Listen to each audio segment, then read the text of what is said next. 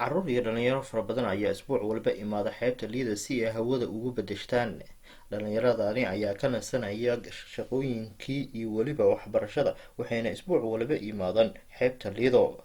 Dhalinyarada qaar ayaa ku yimaada baabuurta loo yaqaan caasiga, kuwaasoo kusoo raaca 4,000 oo shilin Soomaaliya, halkana ay ku isticmaalaan 3,000 oo shilin Soomaaliya inay shax uga cabaan buushashka ku yaala xeebta Lido. Dhalinyaro fara badan oo ka shaqeeyo laamaha dowladda iyo weliba xarumo kale ayaa ku yimaada bajaaj, islamarkaana cabitaano iyo shax uga cabaa maqaayadaha loo yaqaano BGVU iyo Lido Seafood $1 koobka shaaxa.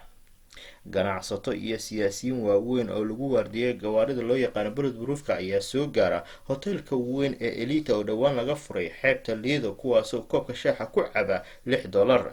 Carruurta dabaalanaysa ayaa waxay la yaaban yihiin dhalinyarada kuraasta BGVU iyo Lido Seafood fadhiso, islamarkaana koobka shaaxa ku cabaya $1, halka dhalinyarada kale ay kala la yaaban yihiin siyaasiyiinta iyo weliba ganacsatada koobka shaaxa ku cabayso min $6 oona ku sugan hoteelka Elite. Ninba taagtiisa. Subscribe saar si aad noola socoto wararkeena mar waliba. Waa mahadsantiin.